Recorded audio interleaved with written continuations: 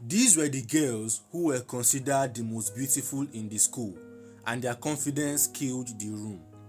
Amy stood in the midst of the students of East High College, her head bowed in shame. The echoes of the girls behind her, their mocking laughter and jeers rang in her ears. Moments earlier, she had raised her hand to call for the head teacher's attention as he addressed the assembly. She desperately needed to excuse herself, but the head teacher had totally ignored her. After all, who cared about the fat, ugly student? Amy's weak bladder betrayed her. Warm liquid seeped down her legs. All eyes turned on her as Amy paid herself. The moment the boys noticed, their whispers turned into uncontrollable laughter. Soon, the entire assembly erupted in cruel mockery. Amy felt the ground beneath her feet shift as though it threatened to swallow her whole. She wished it would. Tears streamed down her face as she turned and fled, seeking refuge in an empty classroom where she collapsed into a desk, sobbing uncontrollably. Life had always been unkind to her. She had been born with a weak bladder, a condition that had plagued her with humiliation since childhood. On top of that, she was fat, poor, and by the cruel judgment of her peers, the ugliest in school. Unlike her classmates who all had boyfriends to call their own, Amy had never experienced the thrill of a boy's affection or the joy of a friend's companionship. "Why did you make me like this, God?" she whispered through her tears. Her hands trembled as she buried her face in them. Amy's heart ached as she listed the grudges against life. It felt as though a heavy curse had been heaped upon her, and she could see no escape. The door creaked open, startling Amy. She quickly wiped her tears, but it was too late. Miss Susan, her literature teacher, entered and approached her gently. "Amy," Miss Susan said softly, pulling up a chair. "Don't cry, dear. Those students, they are the ones who should be ashamed, not you." Miss Susan had always been different. She was the only person in the school who didn't judge Amy for her appearance. She saw something in Amy that others didn't. With a warm smile, Miss Susan handed Amy a handkerchief. "I have something that might cheer you up," she said. "I nominated you to compete in the school's end of the year pageant." Amy's head shot up in shock as she stammered, unable to hide the mixture of disbelief and hope in her voice. "But why?" "Because you are beautiful, Amy," Miss Susan replied firmly, "and you are worthy of competing just like anyone else. You have a kind heart and a brilliant mind, and that makes you more than enough." For the first time in what felt like forever, Amy felt a flicker of hope. Miss Susan's words wrapped around her like a warm blanket, shielding her from the harsh cold of the world. She nodded hesitantly, a small smile breaking through her tear. Deep down, she had always dreamt of being a part of something as special as the pageant, even if she'd never admitted it to anyone, not even herself. Later that day, blustered by Miss Susan's encouragement, Amy walked into the school hall where the other contestants were rehearsing. These were the girls who were considered the most beautiful in the school, and their confidence filled the room.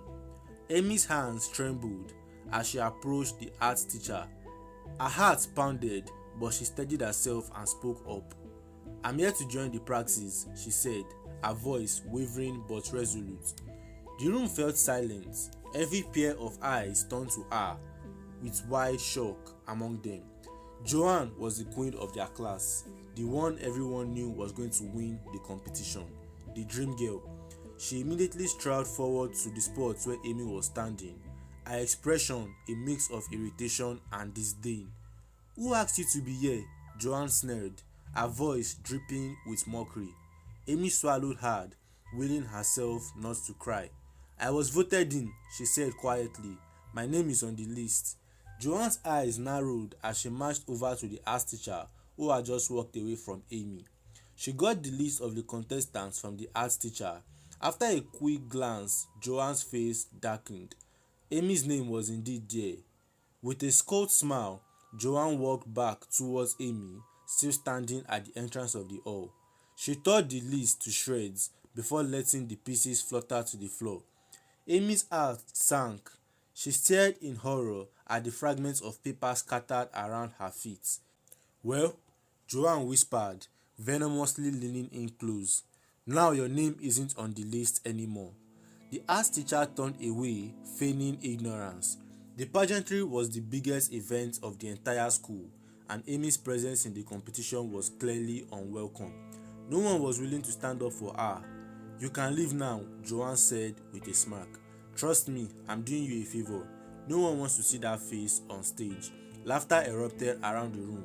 The other girls whispered among themselves, their derisive comments piercing Amy like daggers. Her vision blurred with tears as she turned and ran from the hall.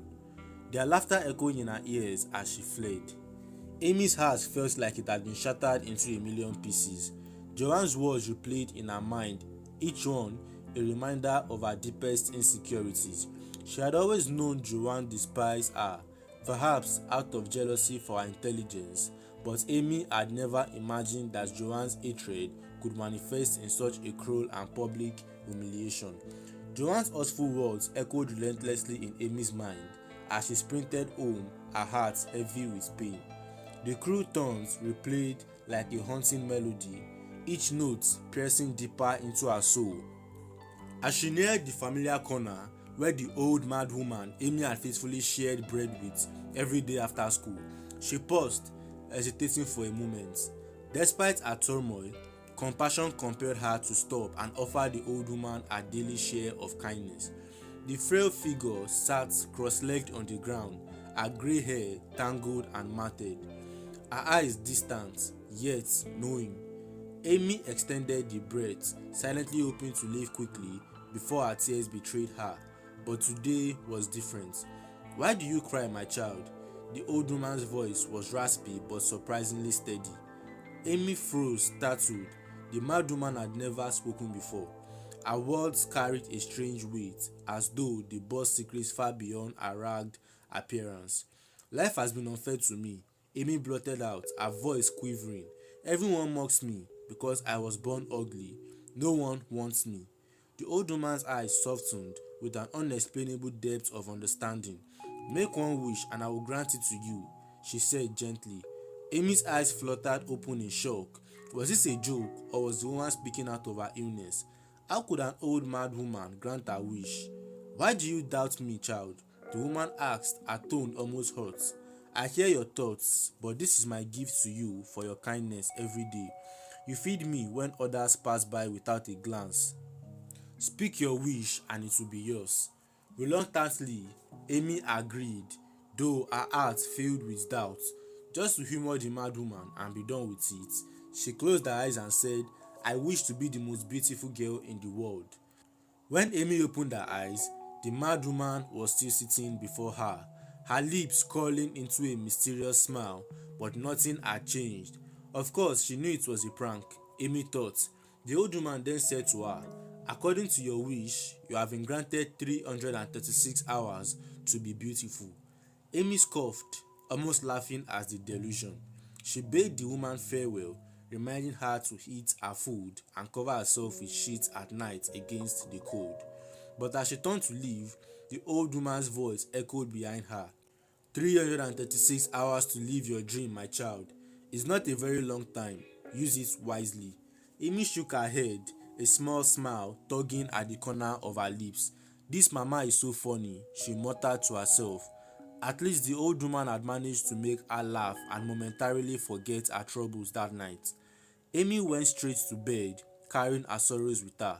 When she woke up the next day, she began to feel different, lighter somehow. She walked up to her mirror, curious about the strange sensation, but when she reached the mirror, Amy almost fled from her own reflection. The girl staring back at her wasn't Amy. Her breath caught in her throat. It couldn't be. Her reflection was radiant, every picture perfectly sculpted. For a moment, Amy didn't recognize herself. The mad woman's words rushed back to her, 336 hours. The impossibility of it all made Amy feel dizzy. Questions swirled in her mind. She wanted to go back to ask questions, but the old woman's parting words echoed louder than her doubts. Her time had begun to tick. Amy made a choice. She would not waste this fleeting gift. The world had mocked her for so long. Now it would bow before her, with revenge burning in her chest. Amy vowed to use her beauty to avenge on every single soul who had ever made her feel less of a human. And her first target was Joanne. With her revenge plan set in motion, Amy was ready to return to school. That morning at East High, Amy walked into school. The halls felt silent. Every head turned to her. The students' eyes widened with astonishment. Amy's presence commanded attention like nothing the school had ever seen. Whispers filled the air. Who is that new student? The students whispered amongst themselves. The girls looked with a mixture of jealousy and admiration, while the boys, the very same ones who used to mock Amy, tripped over themselves for a chance to speak to her. Amy didn't spare them a glance. She had one goal: Joanne. As Amy stepped into her classroom, the chatter stopped abruptly. All eyes were on her. Boys scrambled to dust the seats which she sat on, their eagerness almost comical. Amy carried herself with quiet confidence, unbothered by the frenzy she caused. But from across the room, Joanne watched intently, her brow furrowed. Who was this girl? Her aura was magnetic, her beauty unparalleled. Joanne's throne as the school's queen bee felt suddenly unstable. During class, Amy answered every question with confidence, outshining everyone. By the end of the lesson, Joanne had made up her mind. This girl wasn't an enemy to conquer, but an ally to recruit. A smirk played on Joanne's lips as she decided to approach her. If you can't beat her, make her one of your own, she thought. No one in class noticed Amy's absence from school, nor did anyone question the mysterious arrival of this stunning new student. During break time, Joanne hurried over to Amy with an outstretched hand, her smile wide and inviting. "Hey, you are exactly the kind of girl I'd love to hang out with," she said warmly. Amy introduced herself with practiced ease. "I'm Jessie, the new girl," she said with a smile masking her true identity and feigning innocence. Joanne's eyes lit up with satisfaction. "Welcome, Jessie. Why don't you join my clique? We'll have so much fun before finals." Amy gave a small polite nod, but as they walked together, she couldn't help the cruel smirk that stuck at the corners of her lips. If only Joanne knew the truth, that the girl she now eagerly welcomed was the same ugly fat girl she had tormented relentlessly. The thought made Amy laugh inwardly. Joanne had no idea what was coming. The next day marked the start of the final exams, a pivotal moment for all 6th grade students, as it would determine who would graduate to East High College. The tension was palpable, and Amy knew many of her classmates, including Joanne, planned to cheat. This was the opportunity Amy had been waiting for. Sitting alone in the classroom after everyone had left for a break, Amy began crafting her plan, the pieces of her revenge falling perfectly into place. Suddenly, a voice interrupted her thoughts. "Hi, Jessie." She turned to find Tony, Joanne's boyfriend, standing before her. Amy's breath caught, but she quickly composed herself. Tony, whom she had known since kindergarten but had never spoken a word to her in all their years of school, now stood there looking at her like she was the center of the universe. "I noticed how you answered all the questions in class today," Tony said, his voice warm with admiration. "You are really smart." Amy's heart raised, but her voice remained steady. "Jessie, the name is Jessie." Tony grinned. "Why did you transfer here for your finals?" Amy thought fast. "East High College is my dream school," she said, flashing a casual smile. "I had to be here to take the entry exams." Tony nodded, satisfied with her explanation. That brief conversation marked the start of a secret friendship, one that Amy knew she could use to her advantage. She wasn't just going to destroy Joanne, she was going to take everything she held dear, including Tony. The next day, the exams began. Amy passing was effortless. She had always been brilliant, even though no one had ever noticed before. But as expected, the other students resorted into cheating. Some scribbled answers on their palms, others on scraps of paper tucked into creative hiding spots. Amy's focus, however, was on Joanne. In the girls' washroom, Joanne showed Amy the test answer she had written on a sheet of paper. Amy watched as Joanne slipped the cheat sheet into her bra. "No one will ever check there," Joanne said with a sly smile. "You are so smart," Jesse replied, forcing a grin. They laughed together and Amy followed Joanne back into the exam hall. Everyone was seated and the exam began. After a while, Amy walked calmly to the invigilator and whispered something in her ear. Moments later, the teacher called Joanne to the front of the class. "Joanne, please step forward," the teacher said sternly. Joanne's face turned pale. "What's wrong?" she asked, trying to sound innocent. "We've received information that you are carrying unauthorized materials," the teacher announced. Joanne denied it vehemently, but when the teacher reached into her shirt, she pulled out the cheat sheets. Gasps filled the room. "Go and report yourself to the head teacher," the invigilator said, handing Joanne the damning evidence. Joanne's fate was sealed. Cheating was a serious offense at East High, and Joanne's punishment was harsh. She would be held back a year to repeat 6th grade, unable to graduate with her classmates. She was immediately sent home that day. Amy's satisfaction was unmatched as she completed her exams with a triumphant smile. At the end of the exam week, Joanne cornered Jesse in the girls' washroom, her eyes red and swollen from crying. "I trusted you," she shouted, her voice trembling with anger. "How could you betray me like this? My dad collapsed when he heard what happened. He's in the hospital because of this. Don't you have a heart?" Amy scoffed, her expression cold and unbothered. "A heart? I only did what was right, which is something I presume you wouldn't know anything about." Amy paused, letting her words sink in. "Oh, Anthony asked me out," she added. Joanne staggered back, her tears flowing freely. Why are you doing this?" she whispered. Amy leaned in, her voice low and venomous. "You did worse," she said, her eyes flashing with anger. "To those you thought were beneath you." She continued, "Remember that girl? Now you know how it feels." She straightened herself, her tone icy. "Let's see how you would win this year's competition. I'm pretty sure no one would want to see the face of a repeat student on stage," Amy said and walked out. Joanne stood frozen there, her own words ringing in her head. A million thoughts ran through her mind. The competition, the girl who was Jesse, and who was the girl she was talking about. As the days passed, Amy's transformation brought her unimaginable joy. Tony became her boyfriend and the school adored her. She basked in the attention, joining the pageant competition, with Joanne out of the way but in her newfound glory. Amy forgot the one who had made it all possible, going home with Tony every day. She no longer walked the road where the old man sat.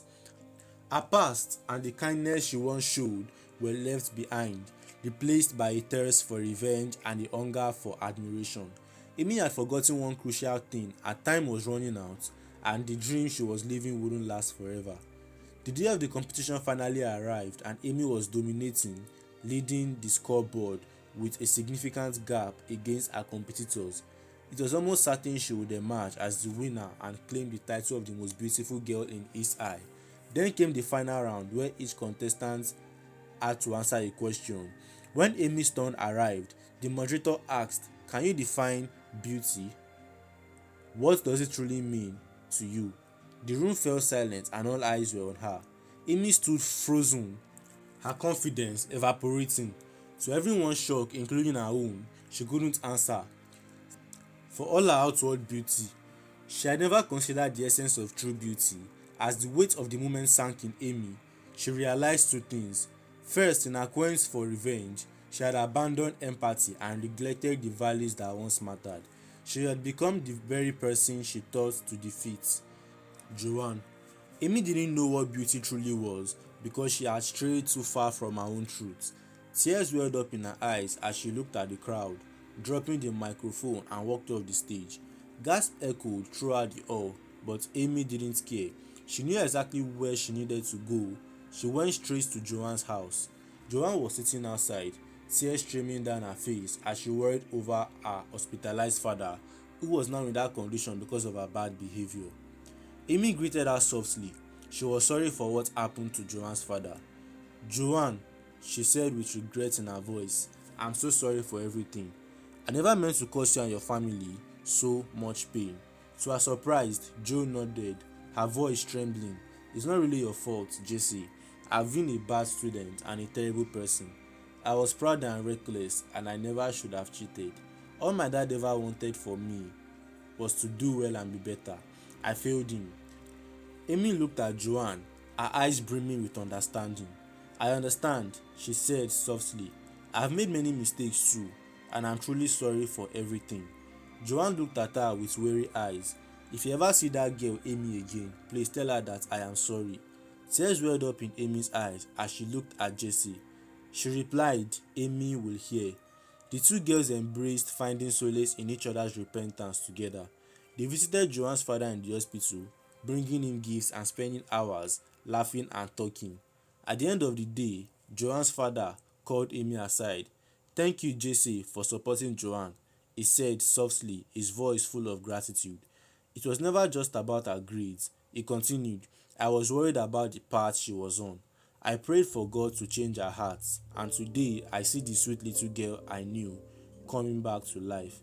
For that, I am deeply grateful." Amy, moved beyond words, held his hands tightly. "I'm the one who is grateful, sir. Your forgiveness and kind heart has given me a chance to make things right." Before she left, Joanne's father called both girls to his side, blessing them and praying for their future. When Amy left the hospital, she ran straight to the old woman with tears in her eyes and hugged her. "Mama, please forgive me for staying away so long. I forgot about you and all what you did for me," she said, and handed the old woman a loaf of bread as she used to. The old woman looked at Amy with a knowing smile and said, "Child, did you not learn any lesson from being beautiful as you wanted?" Amy sat beside her, heart full of humility. "Yes, Mama," she replied. "I learned that without the beauty of the heart outward, beauty is nothing but a mask. The real beauty is the light that shines on the inside. It is a heart that feels, that is kind, that gives and loves unconditionally. That is what true beauty is." The old woman's eyes sparkled. "Your 336 hours are over, my child. You've earned the right to stay beautiful forever." But Amy shook her head. "No, Mama. The person I need to fight for is not Jessie, the girl on the outside, but Amy, the one inside. I want to see myself again." The old woman was taken with surprise. "If you reject these gifts, there's no going back," she warned. Amy smiled. "I should have loved Amy from the beginning. I want to be me again." The old woman granted her wish. Her smile tingled with pride. The next day, Amy stood before a mirror. The first time, she didn't despise her reflection. She saw her true self, intelligent, funny, and compassionate, and she was proud of who she was becoming. At the graduation ceremony, Amy walked in as herself, unshaken and self-assured. After the event, she approached Tony and broke up with him. "It's over," she said simply, and just walked away. Tony stood, frozen and confused. Where had Amy come out from, and why in the world did she just break up with him? He had been trying to reach Jesse on the phone, but she was not taking his calls. Tony was heartbroken, and now this Amy might be going mad, he thought to himself as he walked away, leaving no search for Jesse. One more time inside the hall as the ceremony concluded, Amy sat under a tree in the school garden. Suddenly, Johnny walked up to her. Johnny had been her classmate, one who barely spoke in class and always kept to himself. "Hello, Amy," Johnny said. "I wanted to ask if we could go on a date together." Amy was shocked. "A date? But I barely know you," she replied. "Don't worry about that," Johnny said. "I've known you for a very long time. Every day I used to see you from my driver's car. I watched you give that old woman food. Since then, I've secretly admired you, and I was only waiting for the right moment. Now that you are done with school, I think this is the best time to ask you, will you be my girlfriend?" Amy could not find the words to say. Was a rich, handsome guy asking her out with a real face on. Amy could not believe it, but it wasn't Johnny's attributes that made her heart flutter. It was his heart. "I'll think about it," Amy said, smiling. "But first, I'll honor your date because you asked so politely." They both laughed, and Johnny ushered Amy into his driver's car, waiting for them as they walked towards the car. Amy could not help but reflect on her life and what she experienced in the last couple of weeks. What she learned was that God was never unfair in the way that He made her, and she never truly had a problem. The only problem was not knowing her words. Amy did not mind having a weak bladder. The more her mind was straightened, the more she was in control of her body and even her weak bladder. Her own mind had caused her healing, and now she had found joy and peace in the fulfillment of changing someone else's life. Her joy was full. I am a beautiful girl with a prospective boyfriend and a strong bladder, Amy muttered to herself as they walked. She was finally whole, her heart mended, and her spirit free. In the end, it was her kindness and the radiance of her true beauty that set her free. The lesson to be learned from this story is that true beauty is not found in the outward appearances, but in the kindness, love, and authenticity that shine from within.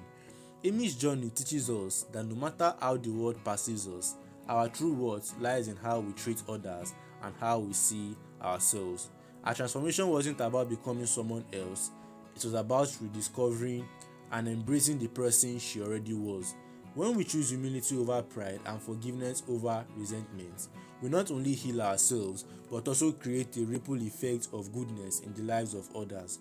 True beauty is in the courage to be yourself, to love without conditions, and to make the world brighter by the light within your heart. This story reminds us that every person is created with purpose and worth, and sometimes the only thing standing between us and self-acceptance is the need to see ourselves through the eyes of love. Thank you so much for watching. Please do not forget to subscribe to the channel. Leave a like and share your thoughts on this story. Until we meet again, stay blessed.